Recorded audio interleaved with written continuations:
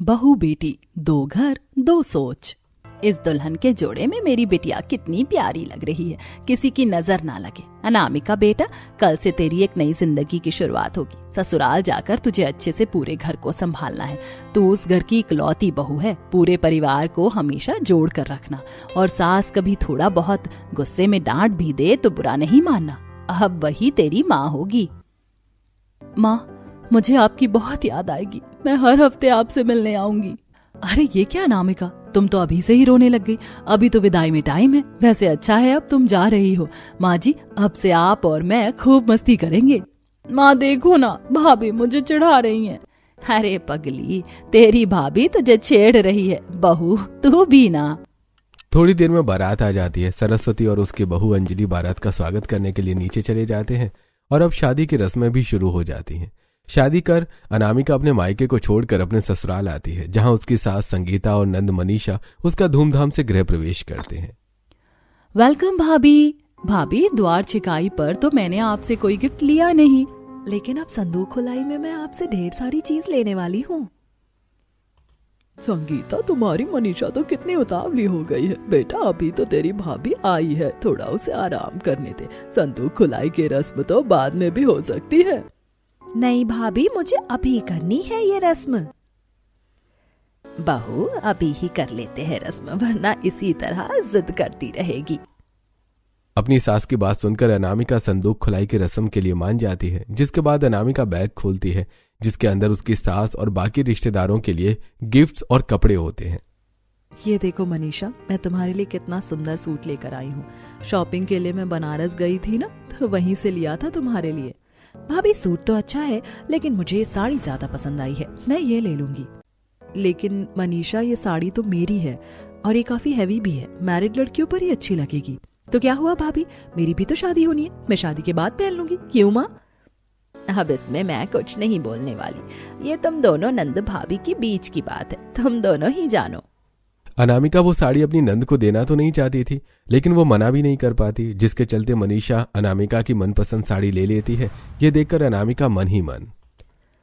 जब मेरी भाभी की संदूक खुलाई की रस्म हुई थी, तब मुझे उनका वो लहंगा कितना पसंद आया था, लेकिन जब माँ को पता चला कि वो भाभी का लहंगा है, तो उन्होंने मुझे लेने से मना कर दिया था। और यहाँ तो माँ जी ने मनीषा को कुछ कहा भी नहीं।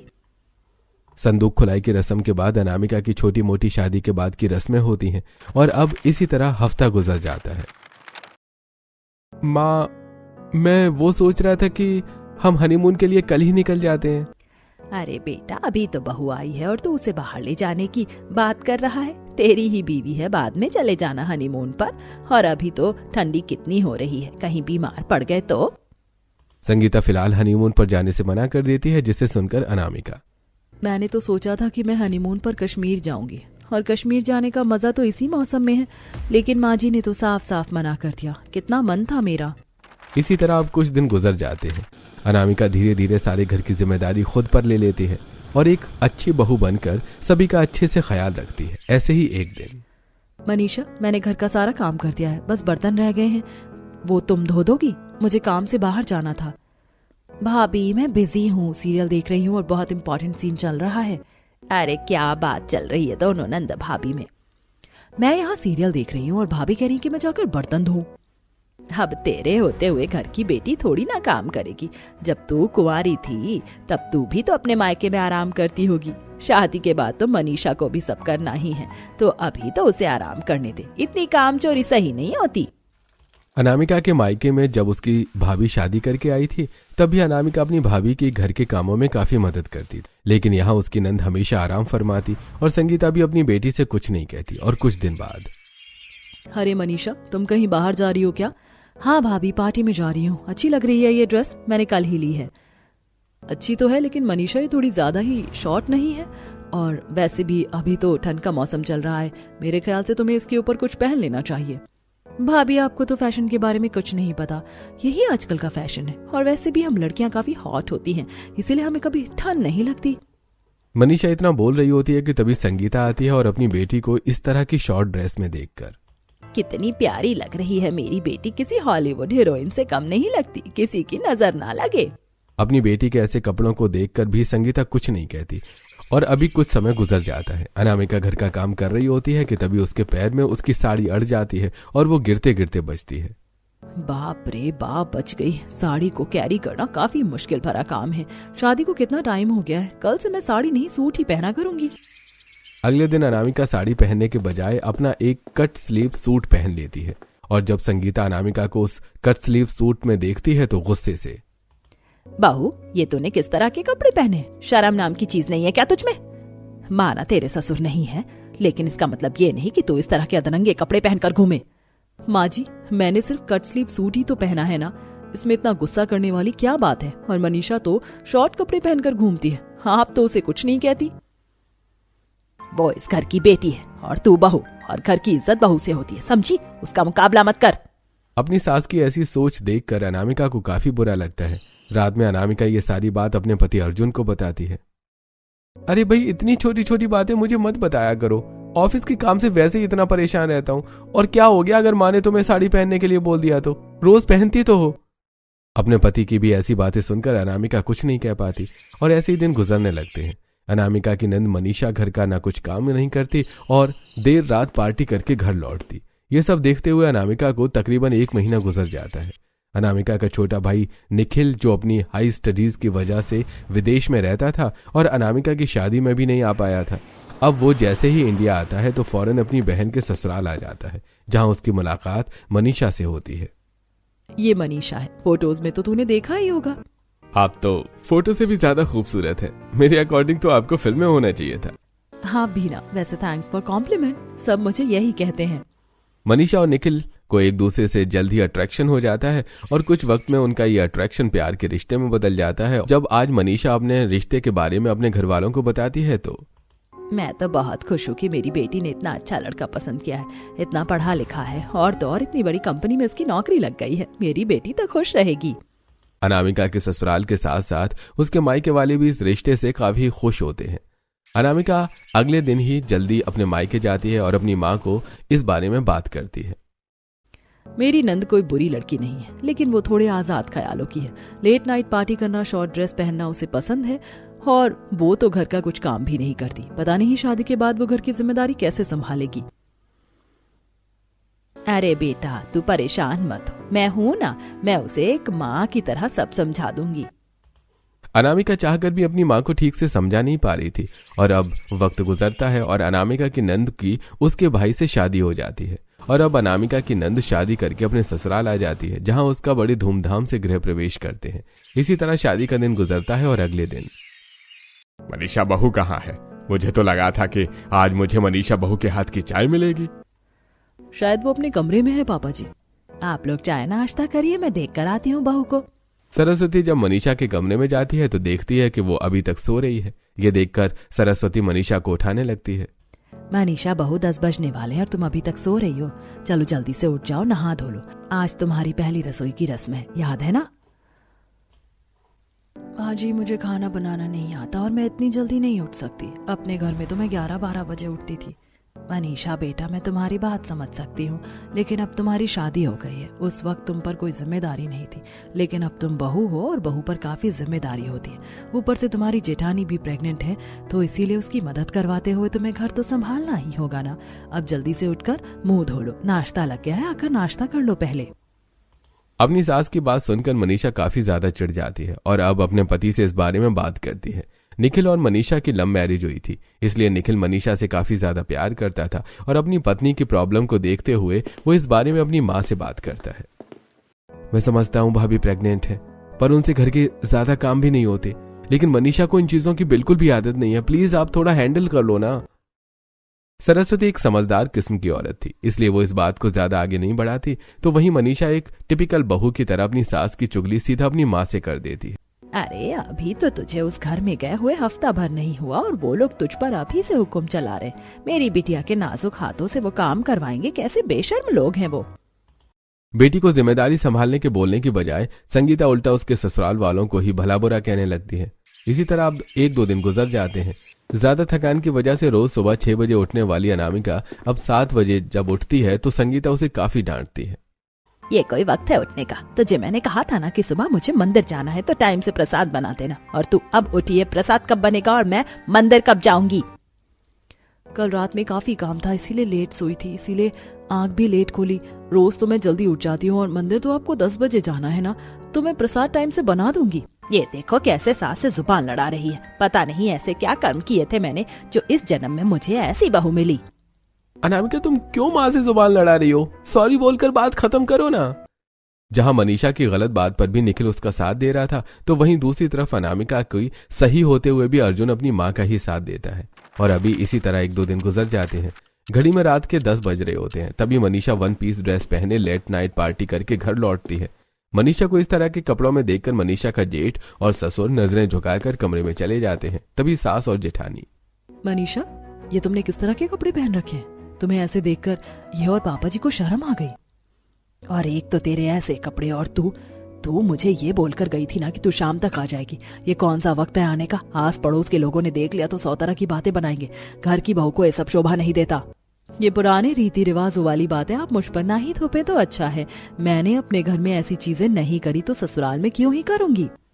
अपनी सास को करारा जवाब देकर मनीषा अपने कमरे में चली जाती है और अपने पति से अपनी सास को जिठानी की चुगली कर देती है। तो वहीं मनीषा बात को बराबर अपनी माँ संगीता को भी बता देती है। उन लोगों का कुछ ज्यादा ही नहीं हो रहा।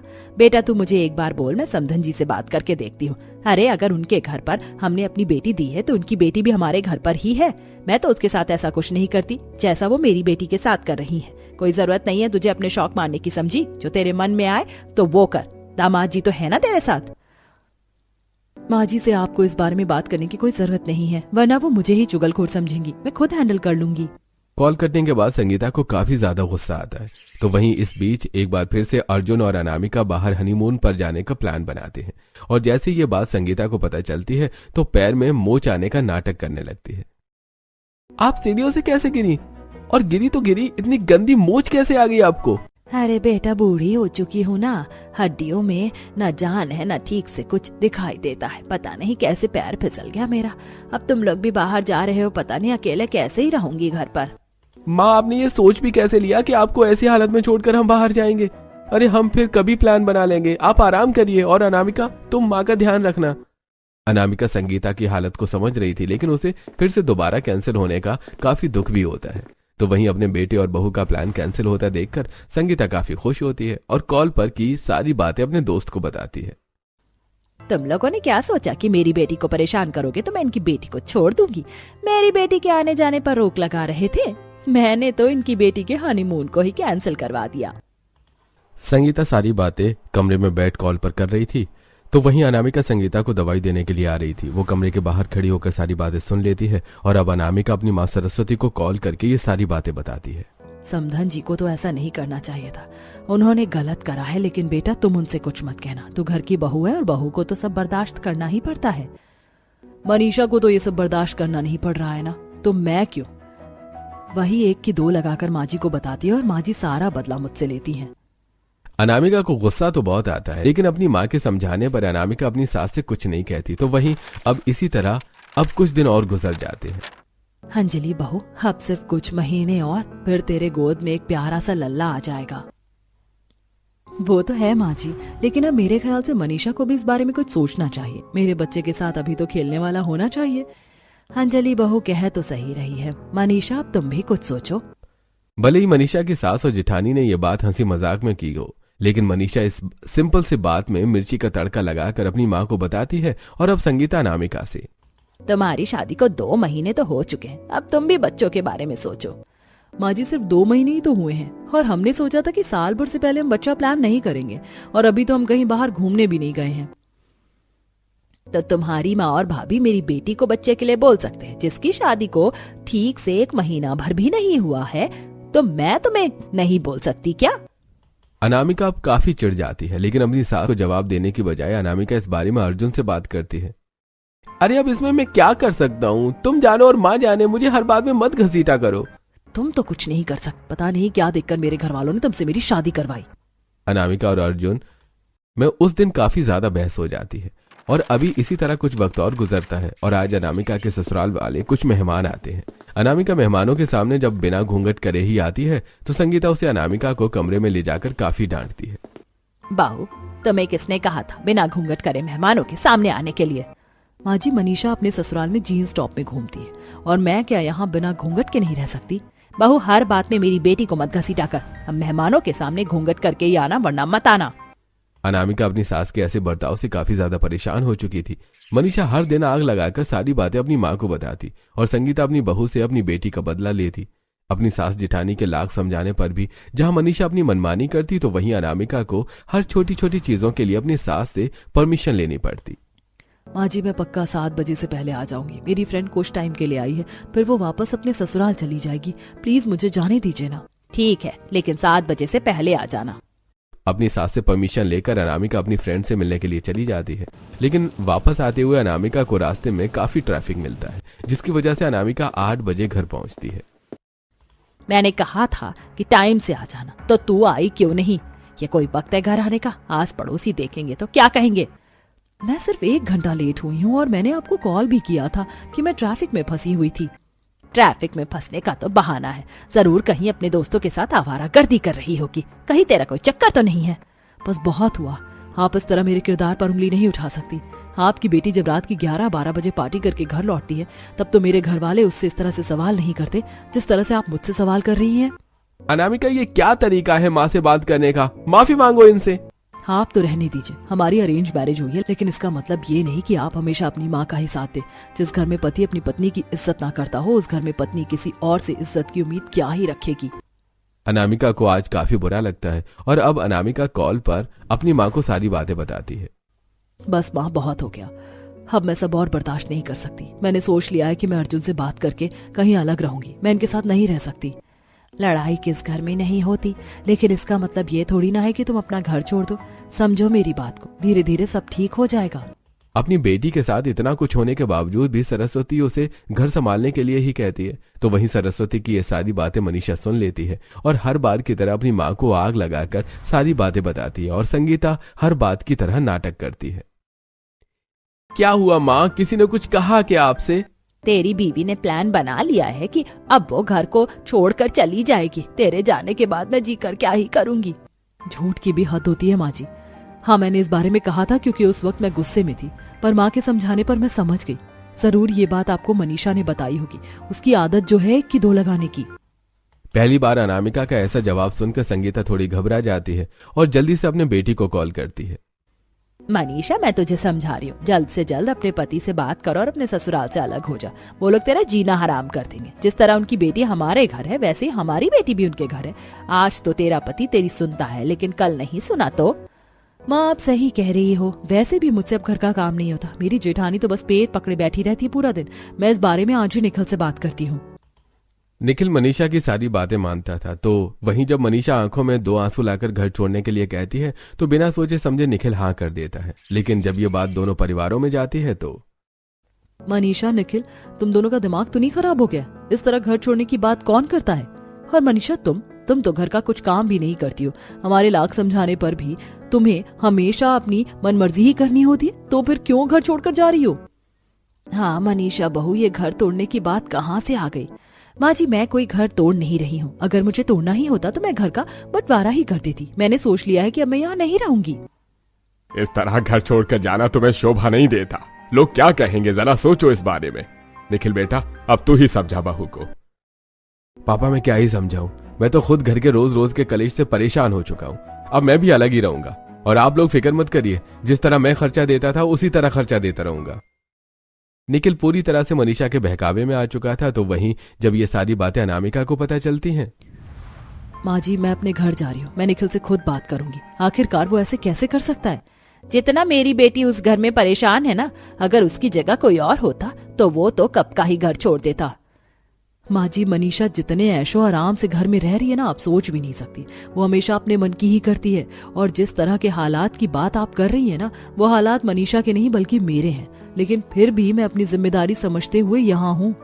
अनामिका अपने भाई से बात करती है, लेकिन उसका भी कोई फायदा नहीं होता। और अब आखिर में निखिल और मनीषा घर छोड़कर एक किराए के घर में चले जाते हैं। शुरुआत के कुछ दिनों तो मनीषा आराम से अकेले रह रही थी, लेकिन अब बीतते समय के साथ साथ निखिल का काम कुछ ठीक नहीं चलता और घर में पैसों की तंगी होने लगती है।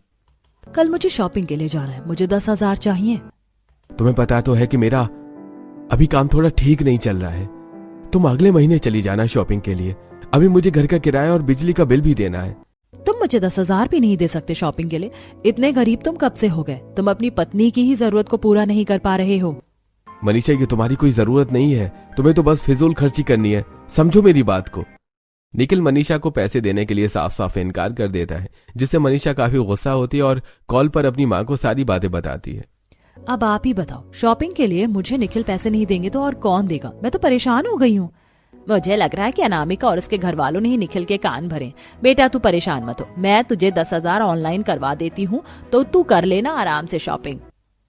जब से मनीषा की घर की आर्थिक स्थिति खराब हो गई थी, तब से मनीषा की माँ ही संगीता मनीषा को पैसे देकर उसकी मदद कर रही थी। ये देखकर निखिल जब मनीषा से जॉब करने के लिए बोलता है तो मनीषा साफ इनकार कर देती है, जिससे पहले से ही परेशान निखिल और ज्यादा परेशान हो जाता है। क्या तुम मेरी इतनी भी हेल्प नहीं कर सकती? सिर्फ कुछ महीनों की तो बात है। मैं कौन सा तुमसे लाइफ टाइम जॉब करने के लिए कह रहा हूँ? तुम्हारी वजह से मैंने घर छोड़ा, सब कुछ छोड़ा, और आज तुम मेरा ही साथ नहीं दे रही हो। अगर पैसे नहीं थे मेरा खर्च उठाने की तो मुझसे शादी क्यों करी तुमने? हाँ, मैं तो जैसे मरा जा रहा था तुमसे शादी करने के लिए। तुम तो कोई हूर की परी हो ना।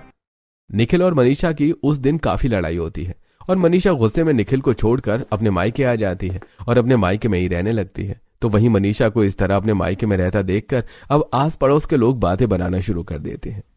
क्या बात है संगीता बहन, तुम्हारी बेटी तो काफी दिनों से मायके में ही रह रही है, कहीं उसने अपना घर बाहर तो नहीं छोड़ दिया? सब ठीक तो है ना?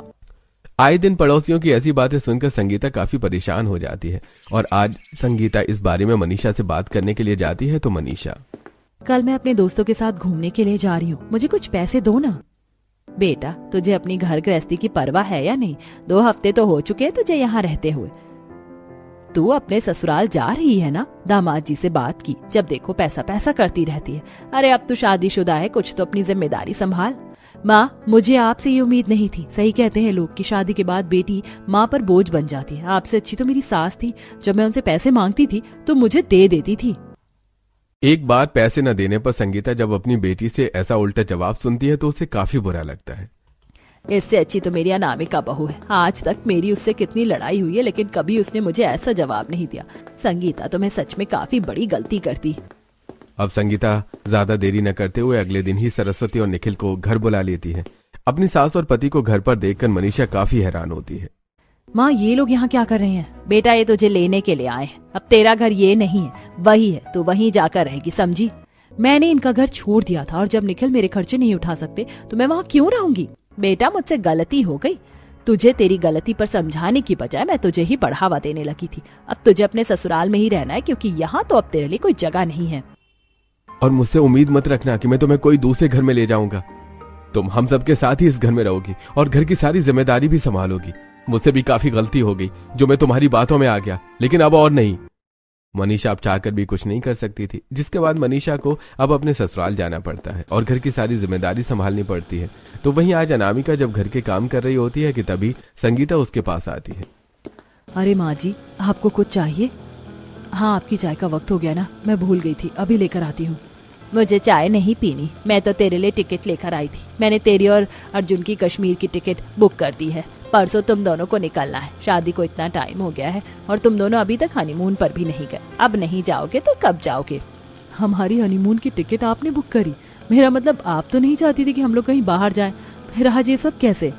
बहू, मैं जानती हूँ कि मुझसे काफी गलतियाँ हुई हैं। मैंने कई बार तुम दोनों को बाहर जाने से रोका, लेकिन अब ऐसा नहीं है। अपनी बेटी को देखकर मुझे यह एहसास हो गया है कि मैं अपनी बेटी के साथ साथ अपनी बहू का भी घर पर बात कर रही थी। लेकिन अब मैं ऐसा कुछ नहीं करूंगी और किसी भी चीज के लिए तुझे रोकूंगी टोकूंगी नहीं।